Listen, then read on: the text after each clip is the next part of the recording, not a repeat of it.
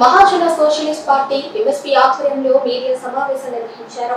జిల్లా అధ్యక్షులు పందిటి అంబేద్కర్ మాదిగా మీడియాతో మాట్లాడుతూ గుంటూరు జిల్లా కేంద్రంలో జరగవలసిన రాష్ట్ర ఎంఆర్పీఎస్ మరియు సంఘాల సమీక్ష సమావేశానికి పర్మిషన్ ఇవ్వకపోవడం చాలా బాధాకరమని, మందకృష్ణ మాదిగ ఆదేశానుసారం నెల్లూరు జిల్లా కేంద్రం ప్రెస్ క్లబ్ నందు మీడియా సమావేశం నిర్వహించామని తెలిపారు. సందర్భంగా వారు వైసీపీ ప్రభుత్వంపై ఫైర్ అయ్యారు. ఎన్నికల కోడ్ నిర్వహించగా వైసీపీ ప్రభుత్వం ఇంకా కొనసాగుతుందని, అసలు ఎన్నికల కమిషనర్ ఏం చేస్తున్నారని వారు ప్రశ్నించారు.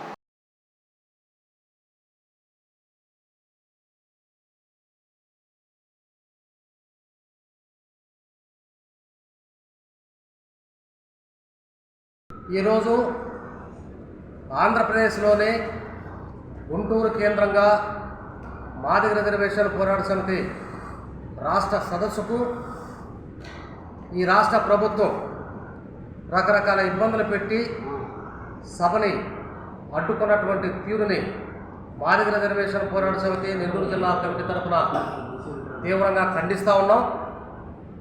జగన్మోహన్ రెడ్డి ఎస్సీ రిజర్వేషన్ల వర్గీకరణ విషయంలో గత 5 సంవత్సరాలుగా ప్రభుత్వం అధికారంలోకి వచ్చినటువంటి నేటి వరకు కూడా వర్గీకరణ సమస్య మీదే కాకుండా మాదిగల అభివృద్ధిని కూడా అడ్డుకుంటూ దళితులపై విపరీతమైనటువంటి దాడులకు ఉసుగొలుపుతూ రకరకాల ప్రయత్నాలు చేస్తూ మాదిగల ద్రోహిగా ఈ రాష్ట్ర ముఖ్యమంత్రి వ్యవహరించినటువంటి తీరును మేము సమాజానికి ఒకసారి గుర్తు చేస్తూ ఉన్నాం.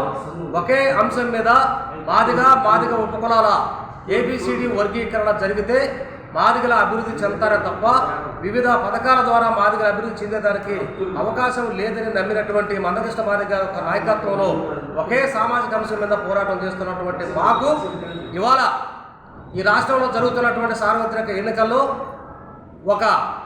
మాకు అవకాశం కల్పించేటటువంటి పార్టీలకి మేము మద్దతు ఇవ్వడం అనేదాన్ని తప్పు కాదు. కాబట్టి మాకు భారతీయ జనతా పార్టీ కేంద్ర ప్రభుత్వం నరేంద్ర మోడీ గారు కేంద్ర ప్రభుత్వంలో కేంద్రంలో మాకు వర్గీకరణ సమస్య పరిష్కరించే దిశగా ప్రధానమంత్రి గారు హామీ ఇచ్చారు.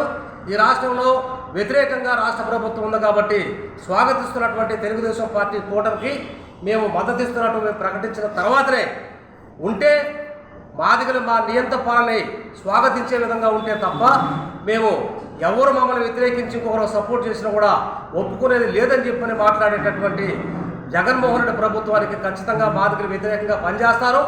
మాదిగలు గ్యారెంటీగా ఈ మే 13 జరిగేటటువంటి ఎన్నికల్లో ఖచ్చితంగా కూటమికి ఓటేసి కూటమిని గెలిపించుకున్న దాంట్లో క్రియాశీలకంగా మాదిగలు పనిచేస్తారనే సందర్భంగా గుర్తు చేస్తూ ఇలాంటి నిరంకుశ వైఖరిని మానుకోకపోతే ఖచ్చితంగా మాదిగల వల్లనే ఓడిపోయేదానికి జగన్మోహన్ రెడ్డికి అవకాశం ఉంది. ఆ దిశగానే ఈ రాష్ట్ర నాయకత్వం మందకృష్ణ మాదిగ గారి ఆదేశాల మేరకు మేము పనిచేస్తామనే సందర్భంగా గుర్తు చేస్తా ఉన్నాం. గుంటూరులో జరగవలసిన ఎంఆర్పీఎస్ రాష్ట్ర విస్తృత సమావేశాన్ని ఈ రాష్ట్ర ముఖ్యమంత్రి నియంత్రణ పాలనకి ఈరోజు దానికి నిదర్శనమని, ఏదైతే ఎలక్షన్ కమిషన్ పరిధిలో నడవాల్సిన ప్రతి ఒక్కటి కూడా ఈరోజు ఈ రాష్ట్ర ప్రభుత్వ పరిధిలో నడుస్తుందని, ఈరోజు గుంటూరులో జరగవలసిన కార్యక్రమం ఆపడం అంటే ఎంతో దుర్మార్గమైన చర్య.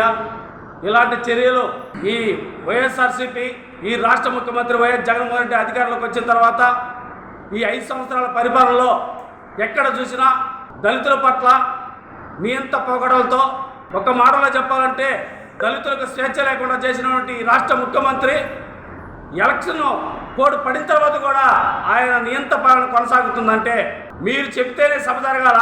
ఎలక్షన్ కమిషన్కి ఒక హక్కు లేదా? ఎలక్షన్ కమిషన్ ఏం చేస్తుందని కూడా ఎలక్షన్ కమిషన్ కూడా అడుగుతా ఉన్నాం. ఈ రాష్ట్రంలో రాష్ట్ర ప్రభుత్వ పరిపాలన అయిపోయింది, ఎలక్షన్ కమిషన్ వచ్చింది. ఎలక్షన్ కమిషన్ పరిధిలో ఎవరైనా సభలు పెట్టుకోవచ్చు, ఎవరైనా సమావేశాలు పెట్టుకోవచ్చు. అన్ని పార్టీలు, అన్ని రాజకీయ నేతలు సమావేశాలు పెట్టుకోవడానికి పర్మిషన్ ఉన్నప్పుడు ఒక ఎంఆర్పీఎస్ 30 సంవత్సరాల సుదీర్ఘ పోరాటం చేస్తున్న ఒకే అంశం మీద పోరాటం చేస్తూ అన్ని వర్గాల ప్రజలకు సేవలు అందించినటువంటి ఎంఆర్పీఎస్ ఈ రాష్ట్ర నడిబొడ్డున సమావేశం పెట్టుకోవడానికి ఎందుకు పర్మిషన్ ఇవ్వలేదో మేము ఎలక్షన్ కమిషన్ కూడా అడుగుతాము.